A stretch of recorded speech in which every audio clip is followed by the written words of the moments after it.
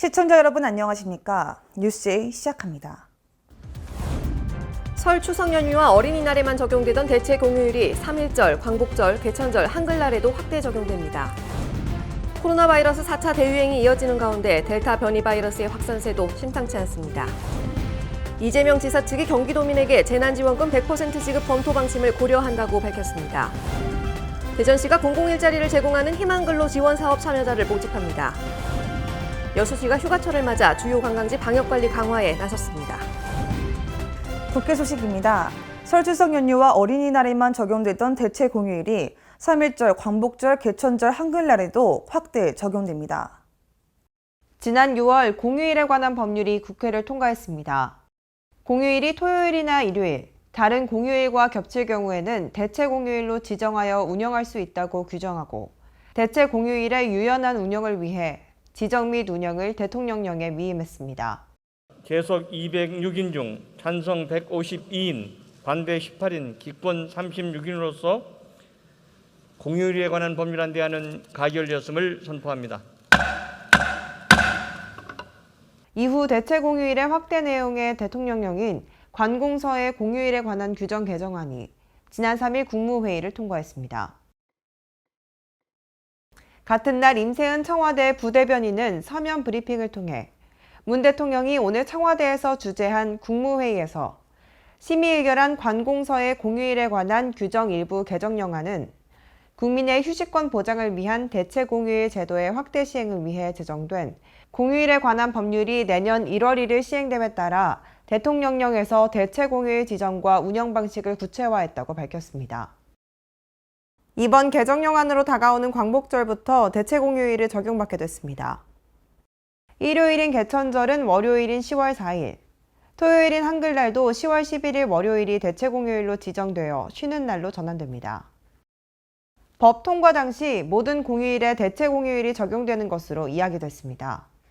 하지만 정부는 관계부처와의 협의 및 관련 단체의 의견 수렴을 거쳐 석가탄신일과 성탄절 등을 제외하고 공휴일인 국경일에만 대체 공휴일을 확대 적용하기로 했습니다. 코로나 바이러스 4차 대유행이 한 달 가까이 이어지고 있습니다. 이에 델타 변이 바이러스까지 확산하면서 우려의 목소리가 커지고 있습니다. 국내 신종 코로나 바이러스 감염증 4차 대유행이 한 달 가까이 이어지는 가운데 4차 대유행의 끝을 가늠하기 어려운 상황이 지속되고 있습니다. 지난달 30일 이후 5일 만인 8월 4일 확진자 수가 다시 1,700명대로 올라서면서 우려의 목소리도 커지고 있는데요. 비수도권의 지역 발생 확진자가 또다시 600명대를 나타내며 4차 대유행 이후 최다를 기록하고 있습니다. 또한 하루 확진자가 지난달 7일부터 한 달 넘게 4자릿수를 기록하고 있으며 델타 플러스 바이러스의 확산도 거세지고 있는데요. 정부가 국내 코로나 바이러스 확산 방지를 위해 수도권의 사회적 거리두기 4단계 조치를 시행하고 있지만 일각에서는 4단계 조치가 큰 효과를 내지 못하는 만큼 플러스 알파 조치가 불가피하다는 의견도 나오고 있습니다. 특히 지난 6월 보건복지부 중앙사고수습본부가 발표한 코로나19 관련 인식조사에서 우리 국민 10명 중 8명 이상은 사회적 거리두기 연장 조치에 찬성하는 것으로 나타났습니다. 이에 지난 8월 4일 김부겸 국무총리는 중앙재난안전대책본부 회의에서 추이를 하루 이틀 더 면밀히 지켜보고 6일 금요일 중대본에서 내주부터 적용할 거리두기 단계를 결정하겠다고 밝혔습니다.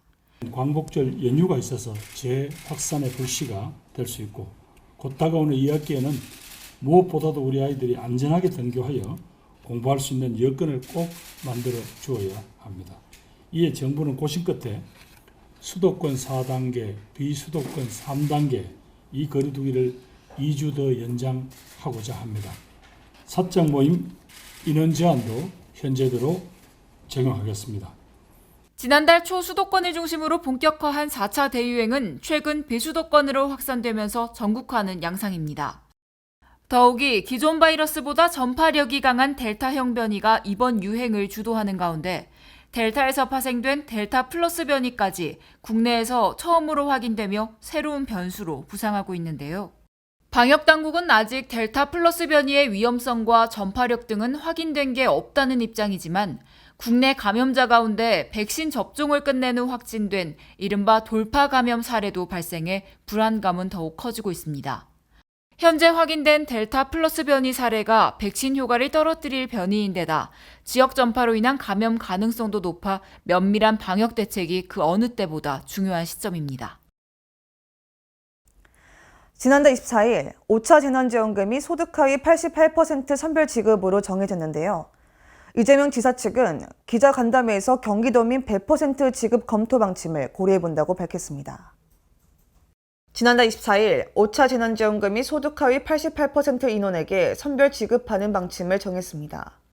2021년도 제2회 추가경정예산안은 예산결산위원회의 수정안 대로 가결되었음을 선포합니다. 88% 지급안이 정해진 지 5일 뒤인 지난 29일 안성시장 등 도의원 출신 시장 5명이 성명을 내고 경기도와 시군이 분담하며 나머지 12%도 재난지원금을 지급하자고 경기도에 건의하면서 공론화되었는데요.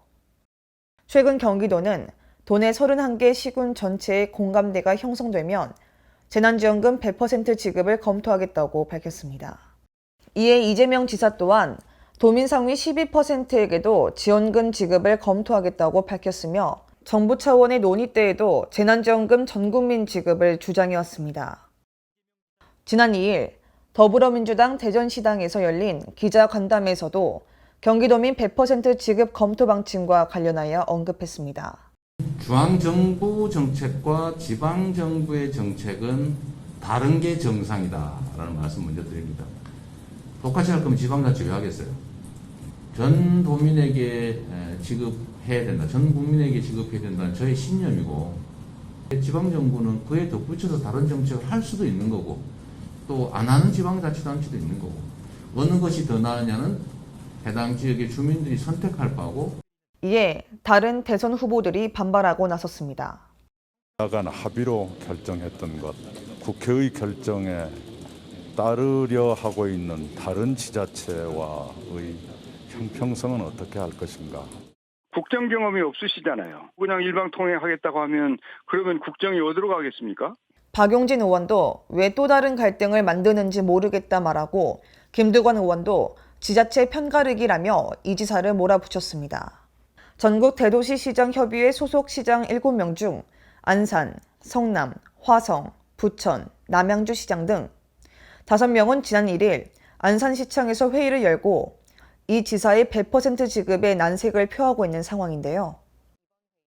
재난지원금 정부 방침대로 지급하기에도 벅찬 상황에 지급 대상을 100%로 확대하는 방안은 현실적으로 어렵다고 의견을 모았습니다. 경기도는 시장 군수협의회가 의견을 제출하면 내부 검토와 도의회 협의 등을 거쳐 최종 방안을 마련할 예정인데요. 100%로 추가 지원 시 4천억 원 안팎의 예산이 소요될 것으로 추산되고 있습니다.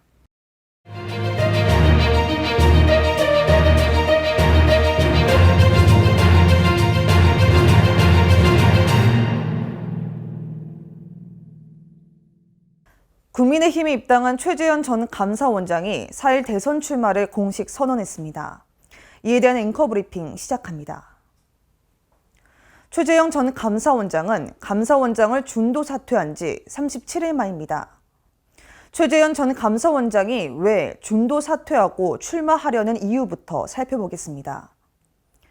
최 전 원장에 따르면 자유민주주의와 자유시장이 파괴되는 것을 막기 위해 감사원장에 머물러 있을 수 없었다고 주장했다고 밝혔습니다. 이번 최재형 전 감사원장의 출마 선언에 대한 각 언론사별 의견 살펴보겠습니다. A일보는 감사원장 임기 도중 사퇴한 최재형 국민의힘 대선 예비 후보가 무너져가는 대한민국을 지켜만 볼 수 없었다며 공식 출마 선언을 했다고 말했는데요. 감사원의 정치적 중립성을 훼손하면서까지 정치에 뛰어든 그의 행보는 여전히 소명됐다고 보기 어렵다고 설명했습니다. 더불어민주당 이용빈 대변인은 헌법 정신을 저버린 부정한 출발이라고 비난했다고 밝혔습니다. B일보는 최재형 전 감사원장이 대선 출마를 공식 선언했다고 나타냈습니다.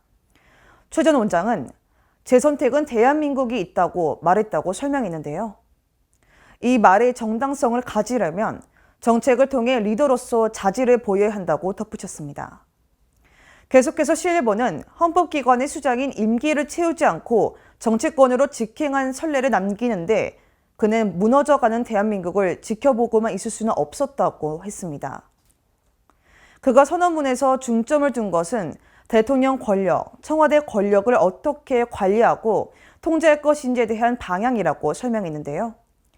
제왕적 대통령제의 폐해를 해결하겠다는 약속이 국민 공감을 얻으려면 더 구체적인 실천 방안을 제시해야 한다고 토로했습니다. 이처럼 이번 최재형 전 감사원장의 출마 선언에 대한 의견이 갈리고 있습니다. 이에 대해 여러분은 어떻게 생각하십니까? 최재형 전 감사원장이 공식적으로 출마를 선언한 만큼 올바른 방향으로 행보하길 기대합니다. 수도권 소식입니다. 아직까지 반려동물을 등록하지 않거나 변경 사항을 신고하지 않은 동물 소유주는 9월 말까지 자진 신고하시면 과태료가 면제됩니다. 등록 대상 동물은 2개월령 이상의 반려동물입니다. 변경 신고의 경우 등록 동물을 잃어버리면 10일 이내, 소유자의 전화번호 변경이나 무선 식별장치 재발급 등의 경우에는 30일 이내에 해야 합니다. 동물 등록은 시군구청이나 동물병원, 동물보호센터와 같은 동물 등록 대행자를 통해 접수하면 되는데요. 변경 신고는 인터넷 동물 관리 시스템을 활용하면 됩니다. 반려동물을 등록하지 않으면 100만 원 이하의 과태료가 부과되며 10월 한 달 동안 집중 단속이 이뤄질 예정입니다. 마포구가 8월부터 창전동 청년주택의 부설 주차장을 거주자 우선 주차장으로 주민들에게 개방합니다. 이곳의 주차장 33면은 향후 2년 동안 거주자 우선으로 전일 운영될 예정입니다. 마포구가 창전동 청년주택을 위탁관리하는 주식회사 켄싱턴 월드와 부설주차장 개방 협약을 체결함에 따라 이곳의 부설주차장 33면이 8월부터 향후 2년 동안 거주자 우선 주차장으로 전일 개방 운영됩니다. 개방 주차면은 마포구 시설관리공단에서 운영하며 이용요금은 공영주차장 요금 기준에 따라 월 5만 원으로 저렴하게 책정됐습니다. 이번 달까지 모집 공고를 통해 이용자를 선정하고 오는 8월부터 곧바로 이용할 수 있도록 할 계획입니다. 한편 마포구는 늘어나는 주차 수요 충족을 위해 민선 7기 공약 사업인 구민과 함께하는 주차 공유 사업을 활발히 추진 중입니다. 현재 관내 총 7개 건물이 주차장 공유 사업에 동참해 총 122면의 주차장을 개방하고 주민의 주차 편의 증진에 기여하고 있습니다. 김상돈 의왕시장은 지난 6월부터 경기 의왕 먹거리 그냥 드림 코너에 방문해 종사자들을 격려했으며 저소득 계층을 돕기 위한 이사 서비스도 제공합니다. 취약계층 이사 지원 사업은 지난 5월 의왕시와 업무 협약을 체결해 이날 첫 번째 가정을 지원하게 되었는데요. 이날 무료 이사 지원을 받은 박모 씨는 넉넉하지 못한 형편에 장애도 있어 이사 고민이 많았다며 월드브릿지 익스프레스의 도움으로 어려움 없이 이사할 수 있게 되어 정말 감사드린다고 말했습니다. 변철 월드브릿지 익스프레스 대표는 회사의 사회공헌 활동으로 어려운 분들에게 도움을 드릴 수 있어 더욱 뜻깊고 기쁘다며 앞으로도 많은 도움의 손길을 전할 수 있도록 더욱 노력해 나가겠다고 전했습니다. 이어 김 시장은 지난 6월부터 내손공양천사 내부에서 운영하고 있는 경기의왕 먹거리 그냥드림 코너를 방문해 현장 종사자를 격려했는데요. 경기의왕 먹거리 그냥드림 코너는 지난 3월 부구스포츠센터에 개소한 이후 현재까지 3,500여 명이 이용하였으며 특히 운영 중에 복지사각지대 40가구를 발굴해 기초생활보장, 차상위계층 등으로 지원해 연기하는 성과를 거둬 눈길을 끌고 있습니다. 이날 현장 행보를 마친 김상돈 시장은 무료 이사를 지원해 주신 월드브릿지 익스프레스의 따뜻한 나눔에 감사드린다고 감사를 표하며 시에서는 앞으로도 복지사각지대가 없는 의왕시를 만들기 위해 취약계층 및 저소득층에 대해 다양한 사업을 추진해 나갈 계획이라고 전했습니다. 광역시 소식입니다.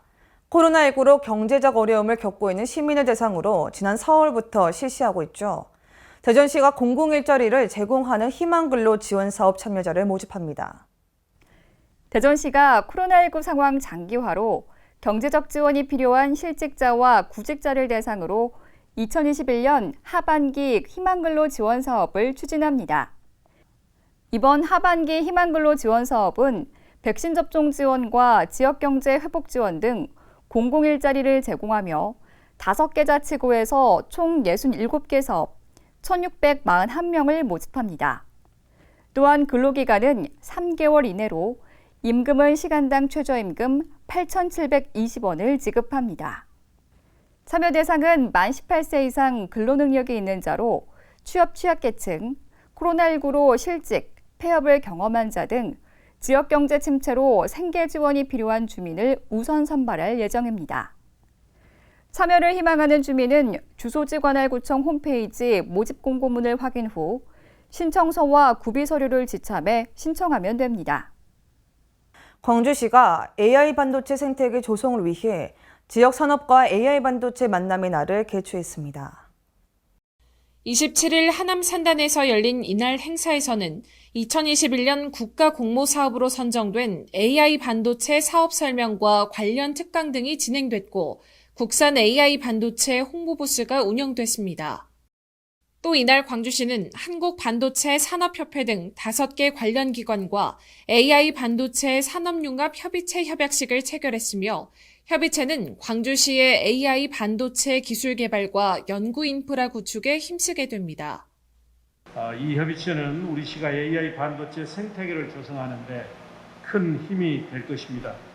우리 시도 가능한 모든 지원을 아끼지 않고 적극 참여하고 뒷받침하고 노력하겠습니다.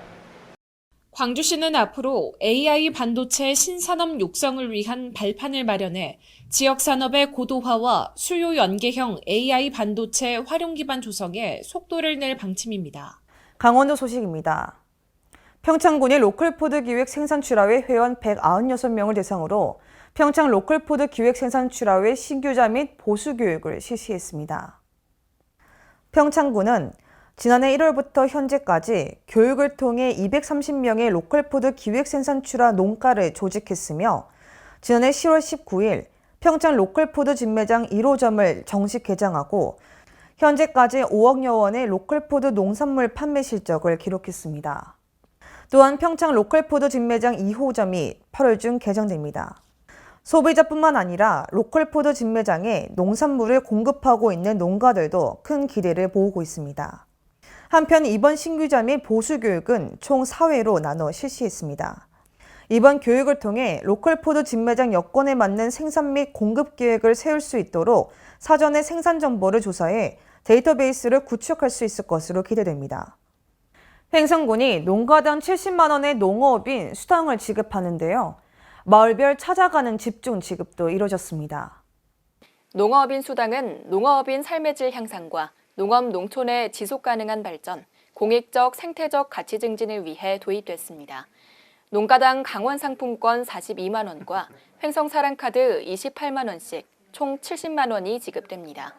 군은 7월 27일부터 30일까지 보다 신속하고 편리하게 수당을 지급받을 수 있도록 마을별 찾아가는 집중 지급 기간을 운영했습니다. 이 기간에 수령하지 못한 농가는 8월 31일까지 주소지 읍면 행정복지센터에서 수령하면 됩니다.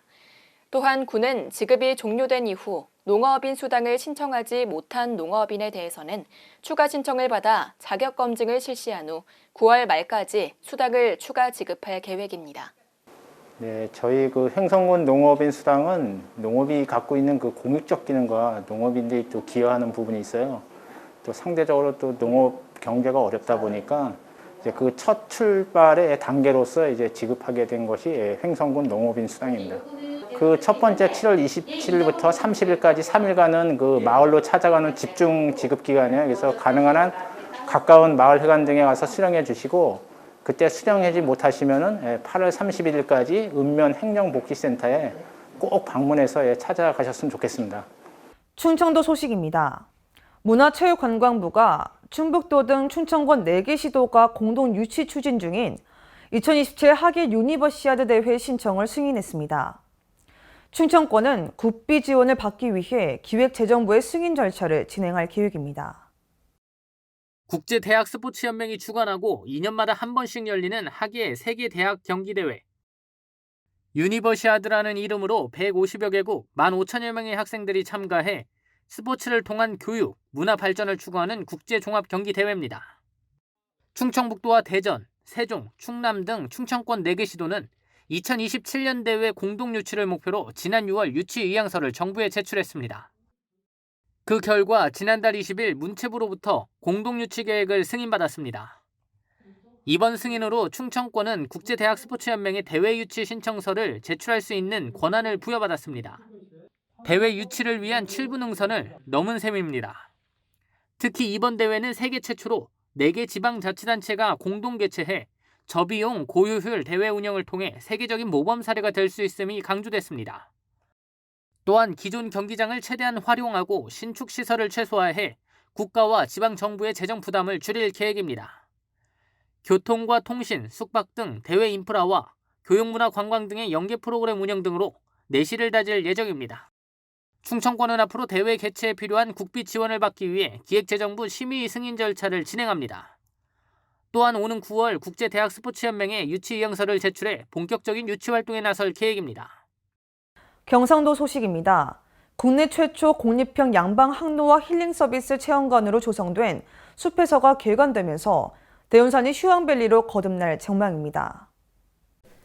지난 7월 21일부터 본격적인 운영에 들어간 숲에서는 대운산 자락 15,000제곱미터에 지하 1층, 지상 2층 규모로 건립된 산림치유, 건강치유, 생활습관 개선, 휴식 등을 체험할 수 있는 시설입니다. 명상과 요가, 영양관리, 질병 예방 강의 등의 교육과 후생 기능을 갖춘 체험관 한동, 총 60실에 최대 124명까지 수용할 수 있는 생활관 3동을 갖췄습니다. 대운산이 휴양밸리로 주목받는 것은 숲에서와 인접해 자연휴양림과 생태숲이 조성돼 있어 시설 이용 연계를 통한 시너지 효과를 높일 수 있기 때문입니다.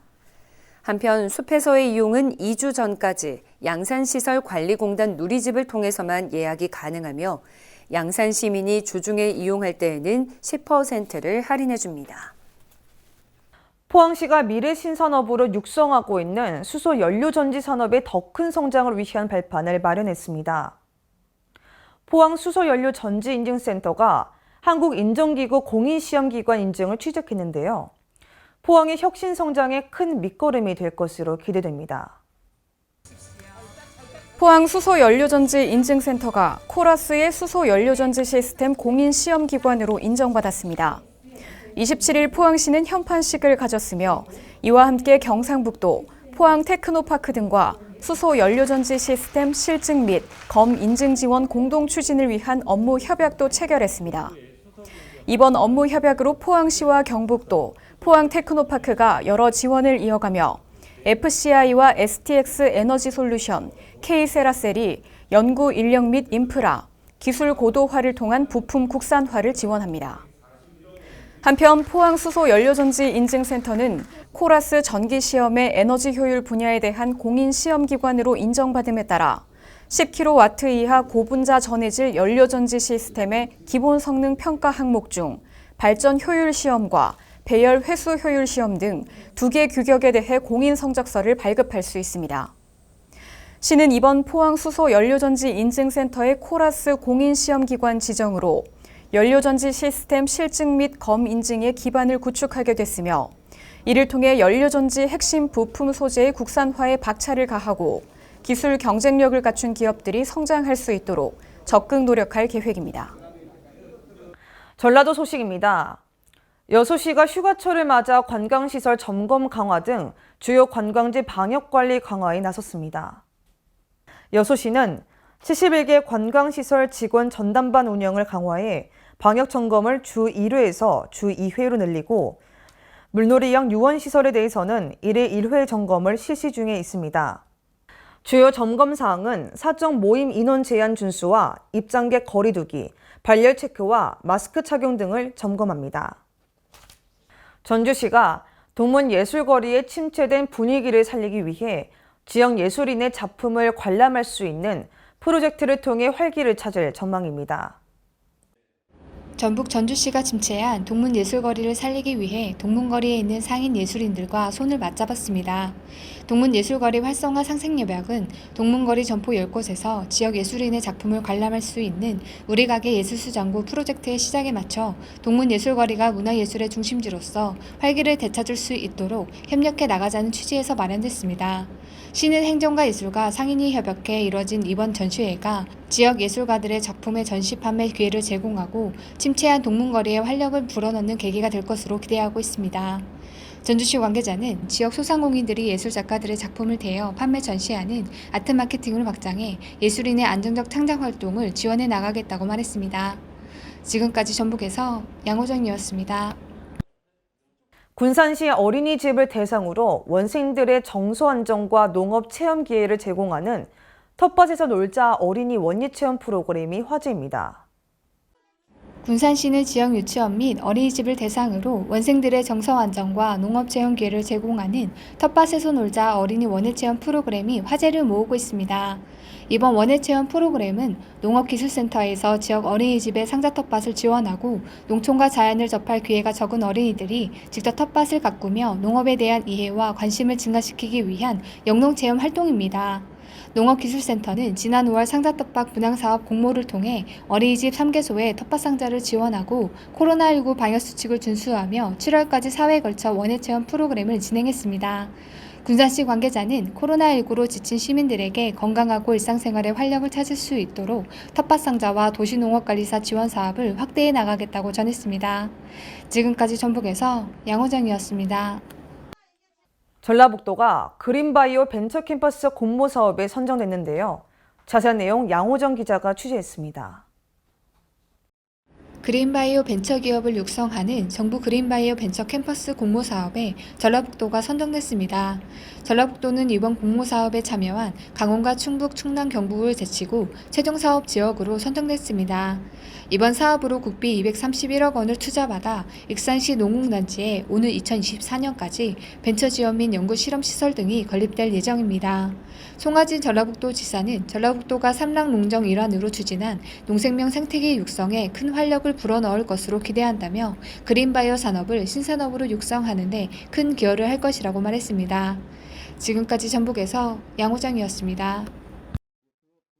남원에서 생산된 가축분 퇴비가 해외에서 우수성을 인정받았습니다. 자세한 내용 양호정 기자가 보도합니다. 남원에서 생산된 가축분 퇴비의 우수성이 해외에서 인정받아 올해 베트남으로 수출합니다. 이에 남원시는 지난 4월 27일 베트남 호치민에 가축분 퇴비 140톤을 수출하기로 계약을 체결한 데 이어 40톤의 가축분 퇴비를 선적해 수출길에 올랐다고 덧붙였습니다.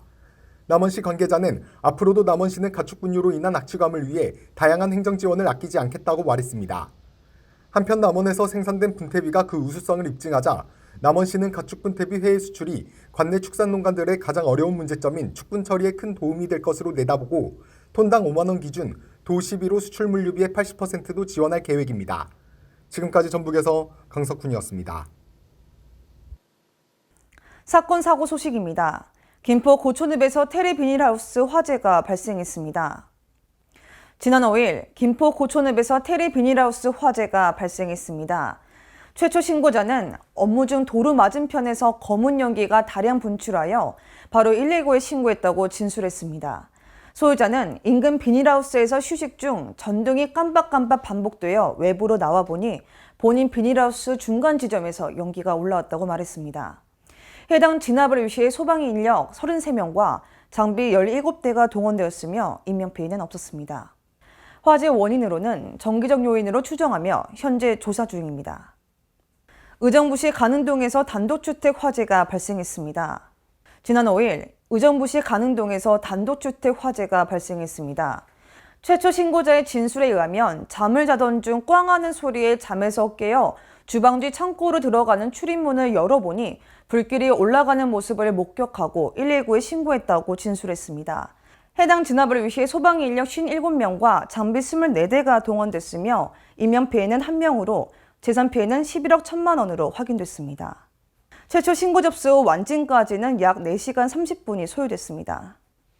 지난 5일 이천시 마장면 제2중부고속도로에서 차량 화재가 발생했습니다. 이천시 마장면 제2중부고속도로에서 차량 화재가 발생했습니다. 신고자는 차량에서 터지는 소리를 듣고 약 2km 지난 후 차량을 갓길에 세워놓고 조수석 쪽 맨 뒤 타이어를 보니 안쪽 타이어에서 조그만 불꽃과 연기가 올라오고 있어 119 신고 후 분말 소화기와 생수로 자체 진화 시도했으나 실패하여 신고했다고 진술했습니다. 해당 진압을 위해 소방 인력 26명과 장비 11대가 동원됐으며 인명피해는 없었습니다. 화재 원인으로는 정기적 요인으로 추정하며 현재 조사 중입니다.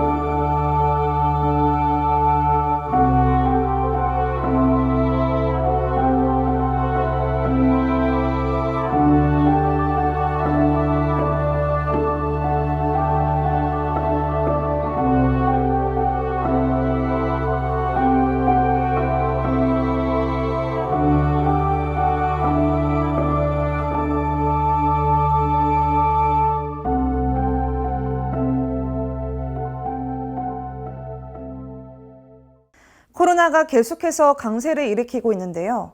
정부가 수도권 사회적 거리두기 4단계를 2주간 연장하기로 했습니다. 모두를 위해 방역수칙에 좀 더 유의하시기 바랍니다. 이상 뉴스 마칩니다. 시청해주신 여러분 고맙습니다.